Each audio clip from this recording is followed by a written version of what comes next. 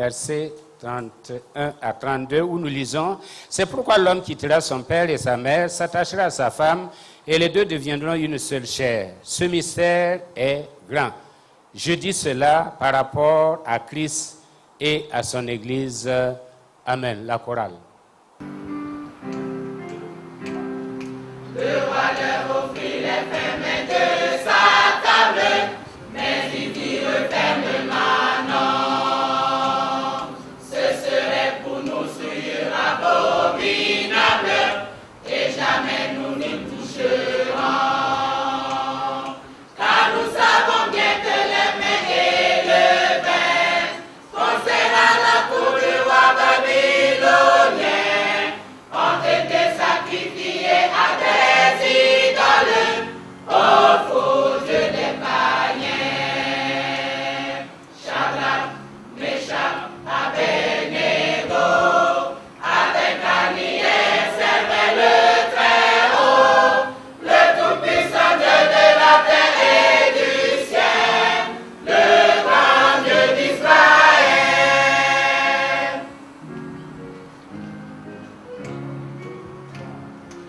Après 10 jours pour nos amis ne reçurent rien que des légumes et de l'eau. Voici qu'ils avaient bien meilleure figure que tous les garçons du château. Dieu bénit la santé de ses serviteurs, et le roi les trouva 10 fois supérieurs en intelligence à tous ses astrologues et tous ses enchanteurs. Shadrach, Meshach, Abednego, avec Daniel servaient le Très-Haut, le Tout-Puissant Dieu de la terre et du ciel, le grand Dieu d'Israël.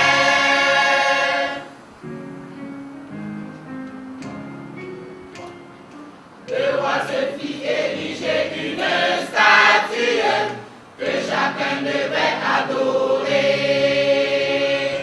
Il dit que dans la fournaise ardente continue, quiconque osera refuser. Nos amis Shadrach, Meshach, Abednego dirent la aussitôt, jamais nous n'adorerons cette statue, nous servons le Très-Haut. Shadrach, Meshach, Abednego, avec Daniel servaient le Très-Haut, le Tout-Puissant Dieu de la terre et du ciel, le grand Dieu d'Israël.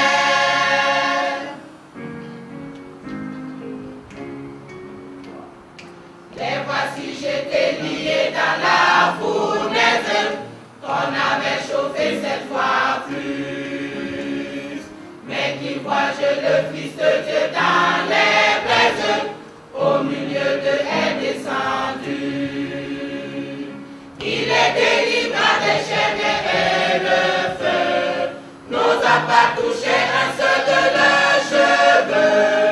Et le roi fit proclamer à tous sur terre, servez l'Éternel Dieu. Shadrach, Meshach, Abednego, avec Daniel servaient le Très-Haut, le Tout-Puissant Dieu de la terre et du ciel, le grand Dieu d'Israël.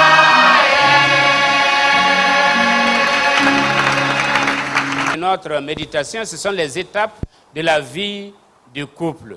Les étapes de la vie du couple. Cela vient de la famille, enfin, les Poujols, qui nous ont donné les 4 étapes de la vie de la famille. D'abord, la définition de la famille. Qu'est-ce que nous entendons par famille? Pour Edith Schaeffer, cité par Charles Swindoll, la famille, c'est un lieu, une occasion de changement de vie, le foyer de la créativité, un centre de formation pour les relations humaines, un abri en temps de détresse, un relais perpétuel de la vérité, une porte qui a un gant et un verrou, un musée de mémoire. Avoir une famille, ce n'est pas supporter une famille, mettre du pain sur la table, c'est plutôt participer activement à la formation de vie qualitative des éléments. Alors, les étapes de la vie du couple, de la famille ou du foyer, la vie du couple traverse des étapes. Chaque étape se termine par une crise. Crise veut dire décision, danger ou opportunité. Il n'y a pas de niardisme dans le mariage. Le niardisme, il y a niarbo. C'est un mouvement qui a vu le jour, qui veut dire, bon, vous les vieux là, poussez, nous les jeunes, on va prendre la place. Il n'y a pas de niardisme dans le processus de la maturation de la famille. Tout mariage s'inscrit dans la logique du 80-20%. 80-20%. Les mariages les plus réussis, c'est 80%. Les mariages les moins réussis, c'est 20%. Mais il n'y a jamais un mariage à 100%, ça n'existe pas. Il n'y a pas un mariage aussi à 0%. Donc, c'est dans le processus que nous améliorons notre pourcentage pour atteindre les 80% et puis attendre à Dieu pour compléter les 20% qui nous manquent. La première étape, c'est la lune de miel ou la fusion des horizons. Et cela ne dure qu'un an. Cette étape est caractérisée par une euphorie. C'est ce que Sandal a appelé la cristallisation amoureuse. Cela dure entre 9 à 12 mois. C'est dans cette période que l'amour veut qu'on lui dise ce qu'il sait déjà et qu'on lui demande ce qu'il a déjà envie de donner. La première crise vient avec la venue du premier enfant. Le premier enfant crée la première crise parce qu'il y a des familles, on fait séparation de chambre parce que l'enfant pleure trop, moi je vais travailler demain, donc on fait séparation de chambre. Il y a des familles où le mari est jaloux parce que l'enfant a pris la place de sa femme, et il y a des gens, des couples qui ont divorcé pour cela. Il y a des familles même où on dit non, la maman là, à cause de son lait, quand elle prépare, je ne peux plus manger. Donc on mange dehors. C'est une crise qu'on doit traverser. Et même la gestion de l'enfant pose problème. Il y a des hommes qui ne veulent pas tenir un bébé et qui ne savent même pas tenir un bébé et qui ne veulent même pas tenir un bébé. L'enfant revient à la charge de la maman. Donc ça devient un fardeau de trop pour la maman. Donc c'est une crise. Et il faut savoir traverser cette crise-là. Et beaucoup d'entre vous, vous avez traversé cette crise. La deuxième étape, c'est le marquage des territoires. Le marquage des territoires. Ça c'est de 1 an à 3 ou 5 ans. C'est le temps des grandes décisions, c'est le temps aussi du rodage. On se découvre. Chacun marque son territoire. Les animaux marquent leur territoire pour leur survie. Les hommes le font inconsciemment. Chacun délimite les territoires qu'il va garder pour lui ou partager avec l'autre. C'est là que naissent les conflits. Cette répartition peut être géographique, par exemple les tables, la place au lit. Tout le monde sait que le mari est de ce côté, la femme est de ce côté. Et gare à vous si vous changez. Les effets personnels, on dira non, ça c'est mon père qui a acheté, ça c'est ma mère qui a acheté, etc. Et le fonctionnement quotidien même, répartition des rôles, c'est le problème du partage du pouvoir. C'est souvent à ce niveau qu'on se rend compte que certains mariages sont une association de deux égoïstes. Une association de deux égoïstes. Donc, personne ne veut donner. Chacun veut recevoir. Et chacun garde jalousement ce qu'il a. Non. On a vu même des gens, des hommes, même si c'est la femme qui donne l'argent pour acheter la mobilette, le mari va mettre son nom à lui, parce qu'il veut tout garder et tout contrôler. Et c'est là que naissent la plupart des conflits. On a vu même des comptes communs où le mari n'arrivait pas à honorer la dîme et la femme était obligée de séparer le compte pour pouvoir honorer sa dîme, parce que l'homme est infidèle et la femme veut être fidèle. 4 attitudes pour gérer le pouvoir. Il y a d'abord la relation symétrique, c'est-à-dire la répartition égalitaire. On répartit les choses d'une façon égale, mais elle est source de conflit parce que c'est difficile de répartir les choses d'une façon égale. Il y a l'aspect complémentaire, c'est la relation dominé-dominant. L'un dirige et l'autre suit. Comme disent les Anglais, one up, one down. C'est la méthode traditionnelle. Moi, je sors, j'apporte le pain à la maison, mais toi, tu es à la maison, tu t'occupes des enfants et en tout cas de tout ce qui est de la maison. Donc, il y a un dominant et une dominée, ou un dominé.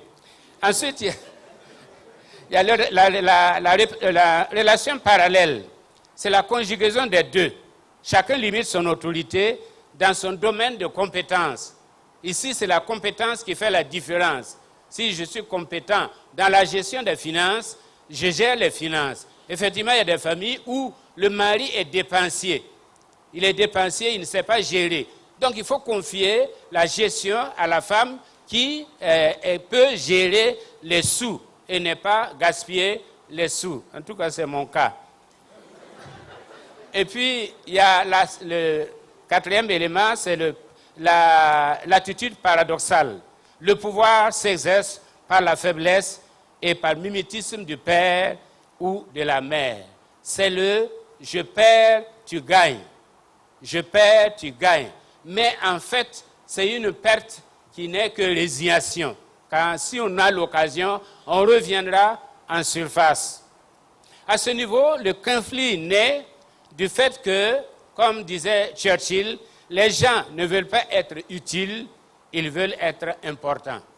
Ils ne veulent pas être utiles, ils veulent être importants. Chacun veut montrer que c'est moi. Hein? Si l'homme dit c'est moi le chef, et la femme dit aussi non, tu ne seras pas le chef, moi aussi je vais rayer. Donc chacun veut un pouvoir à lui. On ne veut pas être utile, on veut être important. Troisième phase, c'est la vitesse de croisière. La vitesse de croisière, de 15 à 20 ans.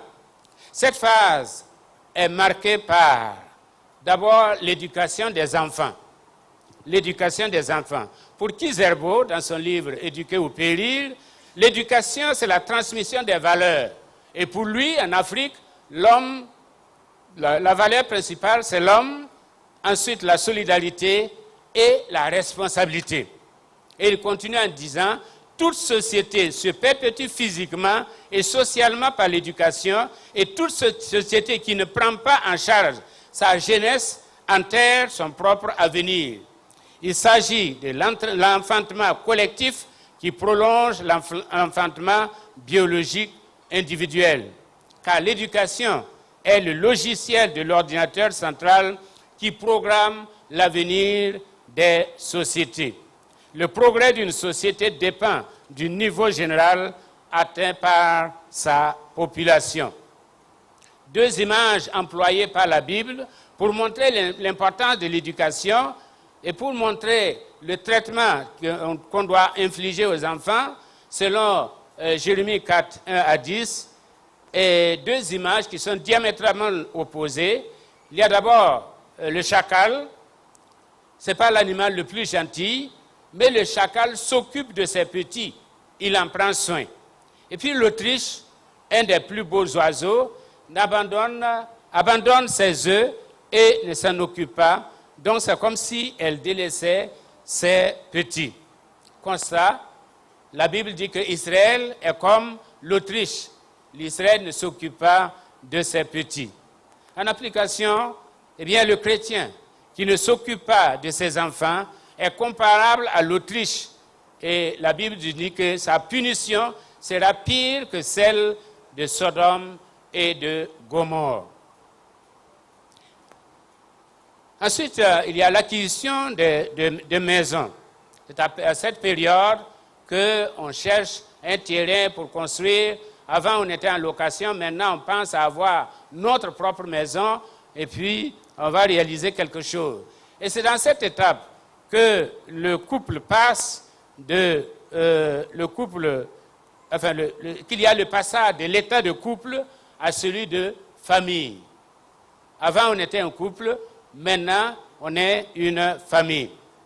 Troisièmement, cette période est marquée par la routine. On va de micro-évidence à micro-évidence, de micro-habitude à micro-habitude. Il faut de la créativité et ceci inclut même les relations sexuelles. Pour l'homme, le sexe est une activité. Pour la femme, le sexe est un état. C'est pourquoi l'homme donnera l'amour pour avoir le sexe et la femme donnera le sexe pour avoir l'amour. Toute relation s'inscrit sur deux axes, sécurité et créativité. Sécurité et créativité. Puis vient la dernière étape dans cette phase qui est vraiment très importante, c'est la crise de la quarantaine. La crise de la quarantaine. La crise de la quarantaine est appelée la deuxième adolescence, ou un temps d'auto-examen. C'est-à-dire que l'homme, à un moment donné, à partir de 40 ans, entre 40 et 50 ans, il fait l'évaluation. Et donc, il fait l'évaluation. Et il se rend compte qu'il est en deçà de ses rêves. Entre ses rêves et la réalité, il y a un fossé. Alors, il tombe dans une certaine dépression. Une femme disait, c'est la pire des plaisanteries de la vie pour l'homme. Un des thèmes dominants de cette crise est le besoin de se remettre en question. L'homme s'interroge sur ses valeurs, son identité, ses ambitions, le travail. Il se pose des questions à propos de son mariage, de ses amitiés et de ses engagements sociaux, voire même politiques. Et il se pose des questions sur lui-même. Jim Conway dit, la crise de l'âge mûr ne saurait se contenter d'une réponse simpliste. On ne la résout pas en prenant un comprimé d'aspirine et en s'octroyant une bonne dose de repos. On ne l'élimine pas non plus en recommandant simplement à l'homme de lire la Bible, de croire en Dieu et de cesser de se tourmenter. C'est une crise très sérieuse parce que dans cette période-là, l'homme devient démissionnaire. Au lieu d'être missionnaire envers sa famille, il devient démissionnaire. Il vit dehors. Et il y a des enfants qui ne peuvent même pas voir leur père. Il est toujours absent. Et quand il vient, c'est au moment où les enfants dorment. Il y a des maris, il y a des hommes, mais il y a peu de maris dans cette période-là. Il y a des hommes qui déambulent, mais peu de maris qui vraiment s'assument en tant que tels. La dernière phase, c'est la phase du vieillissement et du consensus. La phase du vieillissement et du consensus. C'est-à-dire quand vous allez à la retraite, quand les enfants ont quitté, quand il n'y a plus personne, la période du nid vide, où vous vous retrouvez à deux. Et c'est en ce moment-là que vous réalisez si votre investissement en vaut la peine. C'est le problème d'Isaac et Rebecca. Quand les enfants ont quitté, ils ne savaient que faire de l'un et de l'autre. Parce qu'ils n'ont pas préparé. Ils n'ont pas préparé cette retraite-là. On dit que si ta vision est pour 1 an, plante du maïs. Si ta vision est pour 10 ans, plante des arbres. Mais si ta vision est pour l'éternité, plante des gens. C'est-à-dire investis dans les gens. Quelle est ta vision? Est-ce que c'est une vision pour 1 an? Va planter du maïs. Est-ce que c'est pour 10 ans? Va planter des arbres. Mais si c'est pour l'éternité, alors tu ferais mieux d'investir dans les gens. Parce que la vie est un écho. Elle te redonne ce que tu lui as donné. Et vous vous souvenez du pasteur Gary ici, et de son grand-père et de son père. À cause de son grand-père et de son père, qui ont investi, ils ont pu avoir un terrain pour leur église. Quel est l'héritage que tu laisses à tes enfants? Comment veux-tu que les enfants se souviennent de toi, de la personne inconsciente, de la personne qui vraiment ne les a pas encadrés? Quelle est l'image que tu veux que ces gens regardent de toi? Et c'est à cette période-là que quand on investit dans les enfants, que les enfants nous reviennent pour nous récompenser, pour nous soutenir, ne serait-ce que moralement et matériellement. Et c'est à cet âge-là qu'on peut vraiment nous réjouir ou regretter éternellement de n'avoir pas investi. J'ai vu des pasteurs qui ont investi dans le grillage pour leur jardin au lieu d'envoyer les enfants à l'école. Et aujourd'hui, c'est une catastrophe. C'est une catastrophe. Parce qu'on n'a pas connu les priorités. C'est la période de jouissance ou d'éternel regret, parce que, comme je l'ai dit, la vie est un écho.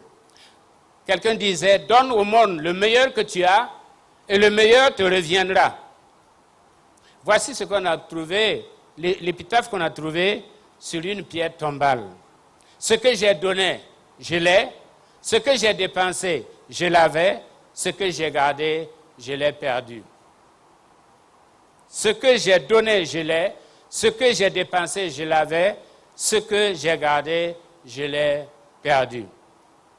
Le mariage, en conclusion, le mariage est une alliance, un pacte, mais c'est un pacte guerrier, un engagement à vaincre ensemble, à affronter ensemble les combats de la vie que la vie nous réserve, à lutter ensemble contre les forces de la mort, le thanatos. On abat l'ennemi ou on se fait abattre par l'ennemi.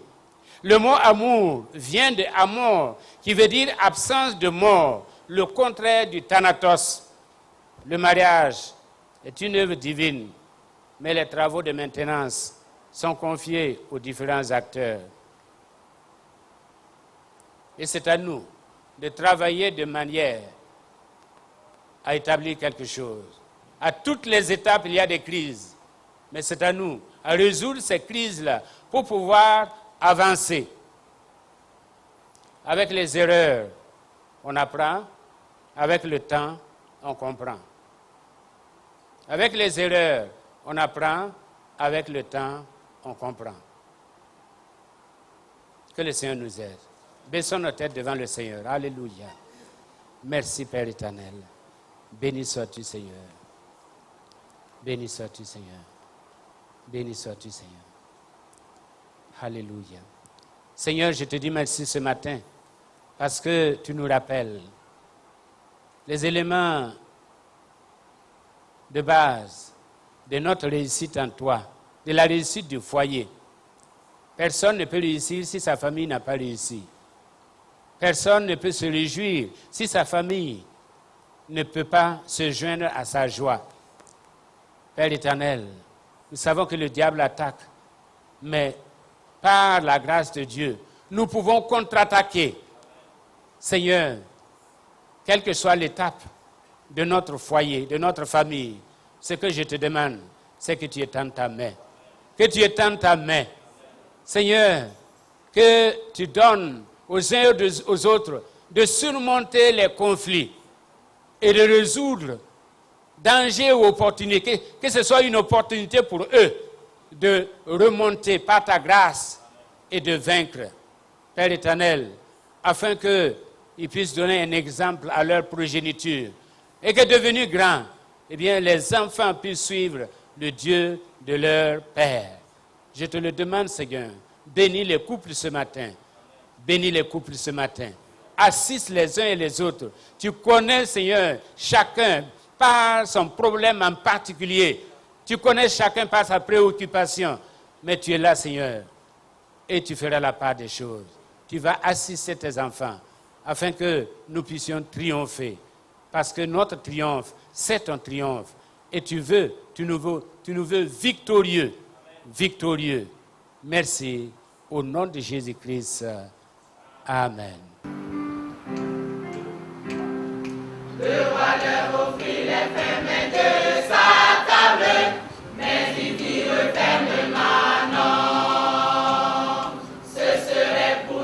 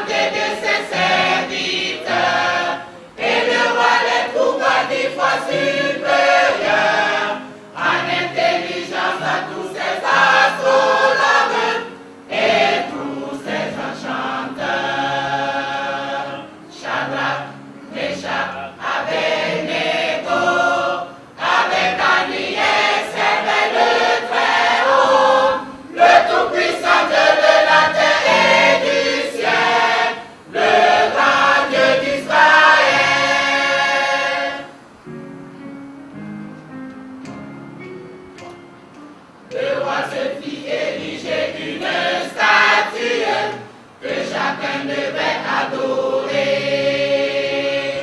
Il dit que dans la fournaise Adam continue, qui composera refuser.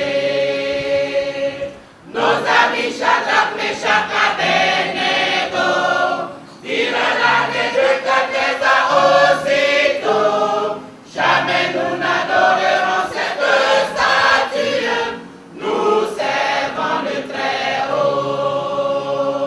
Shadrach, Meshach, Abednego, avec Daniel servaient le Très-Haut, le Tout-Puissant Dieu de la terre et du ciel, le grand Dieu d'Israël.